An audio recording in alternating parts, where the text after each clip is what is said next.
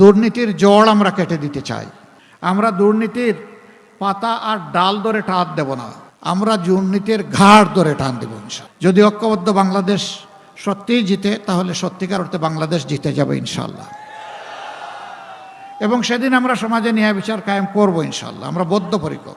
আমরা সরকারি দলের জন্য এক বিচার আর বিরোধী দলের জন্য আরেক বিচার, ধনীর জন্য এক ধরনের বিচার আর নিরীহ মানুষের জন্য আরেক ধরনের বিচার। ওই বিচারের অস্তিত্ব আমরা রাখবো না।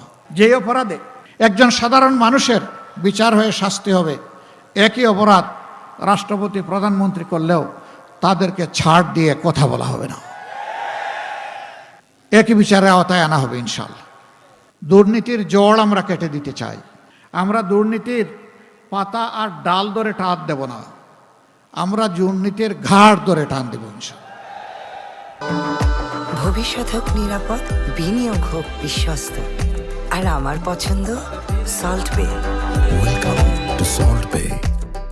রাঘব বোয়াল, গডফাদার, মাফিয়া, এরা থাকবে আইনের দরাছোঁয়ার বাইরে। আর ওই যারা সিসকাচুর, তাদেরকে আনবেন আপনি আইনের আওতায়, শাস্তি দেবেন। এটা চরম অন্যায়, জড়ে মূলে হাত দিতে হবে ইনশাআল্লাহ।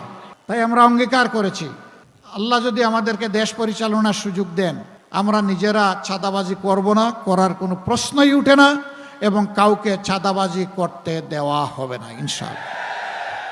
যারা দুর্নীতি করেন তাদেরকে আর দুর্নীতি করার প্রয়োজন হবে না এবং করতে দেওয়া হবে না।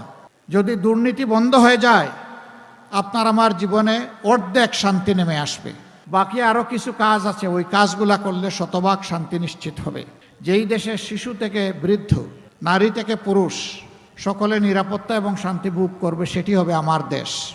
এখন যে দেশে আমার মায়ের কোনো ইজ্জতের গ্যারান্টি নাই, শিশুর জীবনের গ্যারান্টি নাই, ছাত্রছাত্রীদের জন্য নিরাপদ কোনো ক্যাম্পাস আমরা দিতে পারি নাই, যুবকদের হাতে কাজ দিতে পারি নাই, এ বাংলাদেশ আপনার আমার হতে পারে না।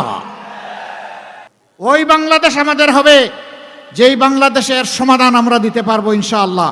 উন্নয়নের অনেক গুরুত্বপূর্ণ দিক থাকবে, অগ্রাধিকারের মধ্যে একটা বড় অগ্রাধিকার হবে নদী সংস্কার করা। নদী এখন দুঃখ, সেই নদীকে ইনশাআল্লাহ পরিণত করতে হবে সম্পদে। এটা সম্ভব যদি দুর্নীতিমুক্ত হয়। বলবেন এত টাকা কই পাবে? টাকা আছে, আমাদের টাকা জমা আছে, শুধু আনতে পারলেই হয়। ওই যে 28 লক্ষ কোটি টাকা দেশ থেকে লুণ্ঠন করে বিদেশে নেওয়া হয়েছে, এইটা আনতে হলে এই প্রক্রিয়ার সাথে যে দল এবং ব্যক্তিরা জড়িত নয়, সেই দলই পারবে, অন্য কোনো দল পারবে না। যারা নিজেরাই লুণ্ঠনের সাথে, পাচারের সাথে জড়িত, এরা জীবনেও এই টাকা ফেরত আনতে চাইবে না, বরঞ্চ আরও বাংলাদেশকে লুটে পুটে খাইতে চাইবে। আমরা আপনাদেরকে কথা দিচ্ছি, আল্লাহ সুযোগ দিলে ইনশাআল্লাহ ওদের মুখ দিয়ে পেটের ভিতরে হাত ঢুকাইয়ে সব বের করে আনা হবে ইনশাআল্লাহ। ওদেরকেও আনা হবে এবং আইনের শাস্তির মুখোমুখি করা হবে। কারণ এরা রাষ্ট্রের দুশ্মন, জনগণের টাকা চুরি করেছে। এটা তাদের বাবার টাকা নয়। বাবার টাকা হলে চুরি করে দেশ থেকে পালানোর দরকার পড়ে না। 18 কোটি মানুষের টাকা, আজকে জন্ম নেওয়া শিশুর টাকা, রাস্তার ধারে ধারে হাত পেতে যে আমার ভাই এবং বোন ভিক্ষা করে তারও টাকা, এই সব টাকা ফেরত আনতে হবে ইনশাআল্লাহ। আমরা জানি না কতটুকু পারবো, কিন্তু কথা দিচ্ছি আমরা চূড়ান্ত লড়াই করব ফেরত আনার জন্য।